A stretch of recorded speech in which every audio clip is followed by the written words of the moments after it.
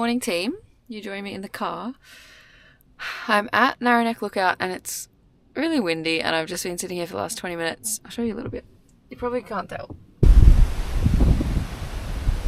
Basically, 30k per hour winds with gusts of up to 60 k's per hour. And I've just been sitting in the car pondering whether I go or not. Mostly like running in the rain is just a bit annoying. But also, is it dangerous? Will tree branches fall on me? I don't know. There doesn't seem to be anyone else around running. But it's one of those things of like, when in Rome, like I'm at the mountains, I want to run. And the wind is just putting me off so much. It's proper windy. And it's ice cold. Ooh, feels like I'm at the snow. I'm running in my fleece top. But okay, this is alright.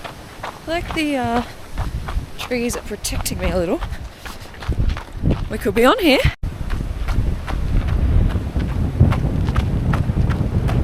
This is quite the look, isn't it? Do you hear that? Silence. There must just be enough shelter from here that it's not very windy. We are on! Woo! Okay, now, to make this vlog not just about wind, the actual reason I came on today is to talk about recovery after a big event like an ultramarathon. Now, sorry if my words sound a bit funny. My face is kind of frozen, so I might not speak very clearly. It's quite hard to move my face. But recovering after UTA, after Backyard Ultra, after previous ultramarathons, taking different approaches each time, and I guess I'm still figuring out which is best. Now, when coaching runners, there's three big questions that come up in almost every marathon or ultramarathon program. It's how long will my longest training run be? How quickly can I increase my mileage each week? And how much recovery do I need after the race? Now, for each of these questions, there's a real simple, overly simplified answer that I think is just too easy to be true and just doesn't make sense when we think about progressive overload, individualization, specificity, different factors. So about 2 weeks and 3 days after UTA, where I ran 80 kilometers, I thought it was the appropriate time to introduce some speed work. Now, I sent Lydia a message before this run being like, so excited, gonna get back into some speed work, just gonna take it easy, tempo pace, short reps, nothing too crazy, nothing too intense. And she said to me, I think it's too soon. I think it's premature. I think you need more recovery time. It's only been 2 weeks. And to that I thought, yeah, look, there's some merit in that, but I feel really good. I didn't push very hard in UTA in terms of intensity. I pulled out at 80 k's. I hiked so much of it and didn't run all of it. So in my head it was kind of like, well, how long would I take off for a really long hike?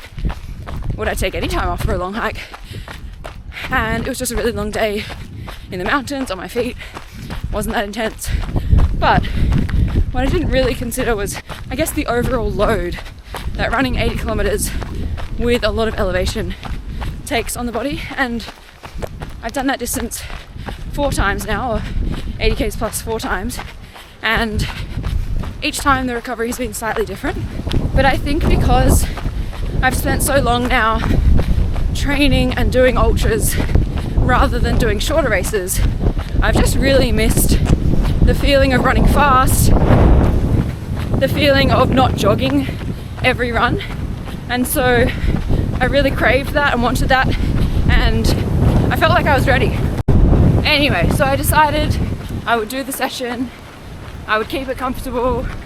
I did 5 by 3 minutes, starting at 4:50 pace, which for me is kind of old half marathon pace, I think. Is that right?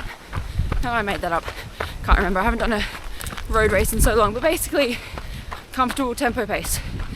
I then slowly worked down to 4:30 for the last rep, which is kind of the paces that I would normally hit at my speed sessions previously when I was running with Delta regularly.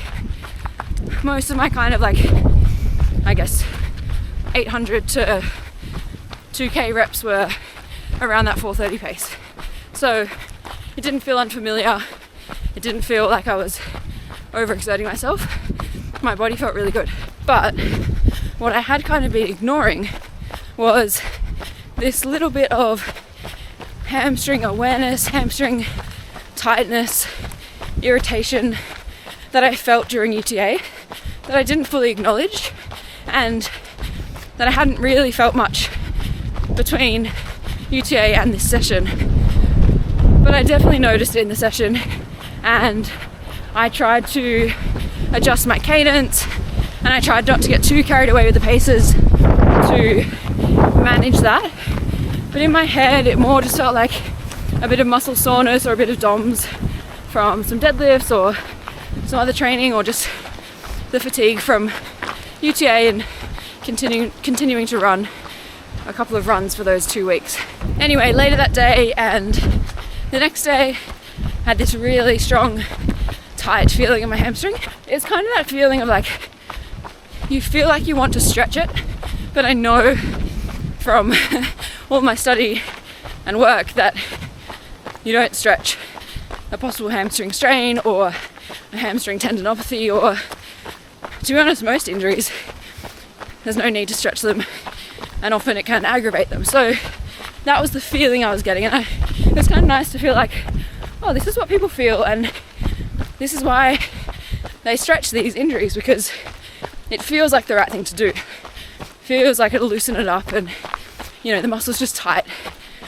But I knew that wasn't the case. So I started doing some isometrics, some single leg hamstring bridges, some kind of regressions of a Nordic curl isometric hold, and then just normal like squatting and other full body movements.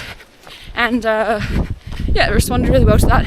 Felt really good. Took a couple of days off running and did a couple of jogs, short jogs, throughout that week or the week after, and it's just slowly been getting better. So I think I've gotten away with it.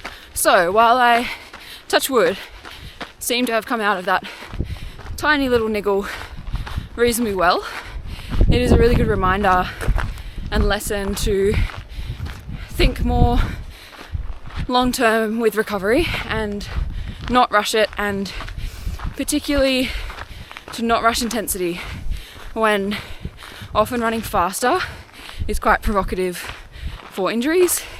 We know that it puts higher load on the bones, muscles, tendons, all the above. So it is quite demanding, and in a rehab setting for most injuries, running quickly or introducing intensity is kind of the last thing you do. So it makes sense for when you're recovering from an ultra, even if you feel good, it's the last thing that you should bring back to your training after you've spent some time recovering and introducing just regular easy. Also, just a little intermission. Today, the day of recording, the Strongerstride podcast is releasing its 200th episode. 200 eps today.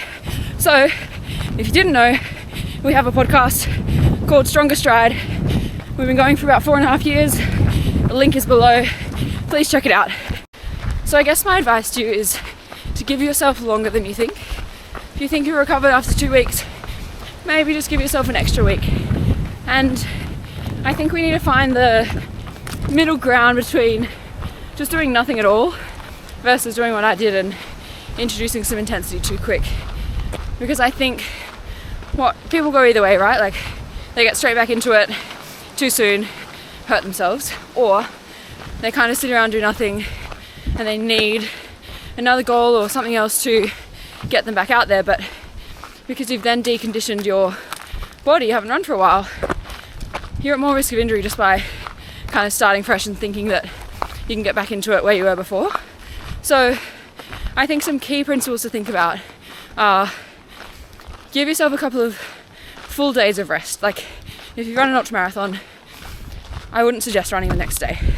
Obviously this is context dependent, person dependent, Kilian Jornet or Courtney Dauwalter or any of those people probably quite happily do a little shakeout run after their races. But I think for the average Joe, you've spent months and months training, you've spent all day, maybe all night doing this crazy run. Give yourself a day, 2 days, up to a week, I would say, depending on the person, of no running. Maybe some walking, or definitely some walking, general movement, light movement, swimming, a gentle cycle, a light gym session, all great options, but maybe don't rush back to the running.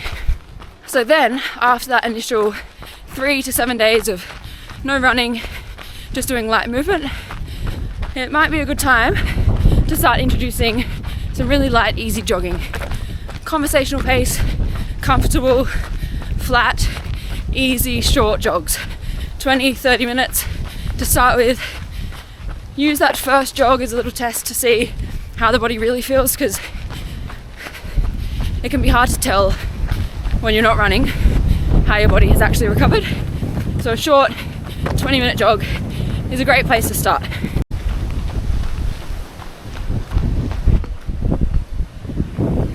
So after that first easy jog, I would take the next day off running, see how you respond, see how you feel. Do you feel better? Do you feel worse? Do you feel the same after that easy jog?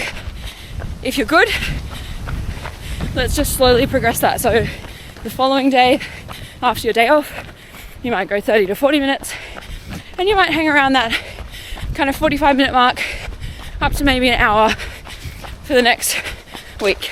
Beyond this initial 2 weeks, it will really vary based on what you're training for next. Wow, look at this.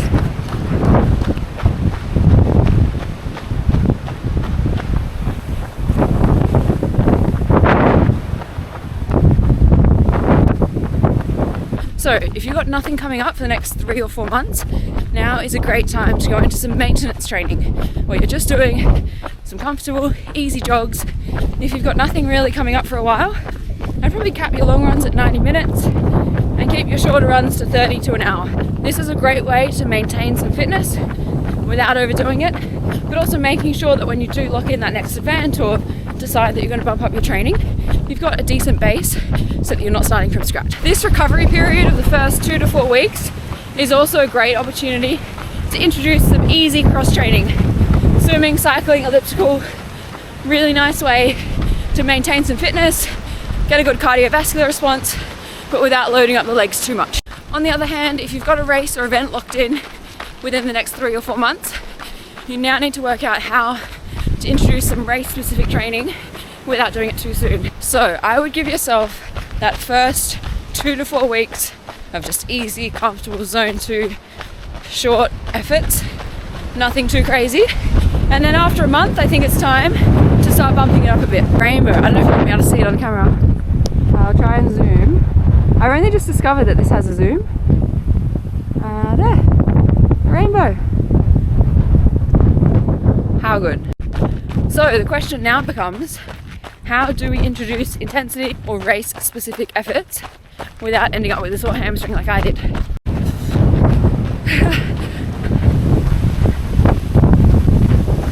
So I think starting slower than you think. Maybe not listening to your body and thinking, oh, I feel so good, I'm going to run so much quicker than I thought I would. I think in my case, maybe if I had stayed at that 4:50 pace, around 4:50 to 5 minutes, would I have pulled up okay? And while that pace felt so comfortable and so easy on my heart and lungs, maybe my legs just weren't quite ready for that. So depending on your ability, somewhere around marathon pace or something that you can hold for a good few hours is probably appropriate. Not 5k pace, not 10k pace, not a 7 out of 10 RPE, just something slightly more than a jog when you are looking to introduce some speed. Don't go all out too quick. I think it's really sensible to start with just a little bit quicker than a jog. So if your zone 2 easy pace is 6 minutes per kilometre, maybe we start some intensity efforts at around that 5:30 mark, which for you might feel really comfortable and not all that quick, but it'll be just enough to get a slightly different stimulus and test the legs when they're not just plodding along. See how you respond to that, then you can build from there. It's better to add more on later or go quicker later rather than doing it too soon and ending up having to take more time off. So this could look like adding in a couple of short, really easy strides of 20 to 30 seconds in your easy run. Really low volume, but making sure if you do it that way, just because they're short doesn't mean you can get away with going quicker. Keep that pace of that 5:30 or that just slightly quicker than a jog pace, 20 to 30 seconds a couple of times in your easy run, and then see how you respond, and then we can build from there. Beyond this point, it's really going to depend on your race and your goals. So I'll leave that up to you and your coach. If you need a coach, reach out, send us a message on Instagram, and we'll see if we can sort you out.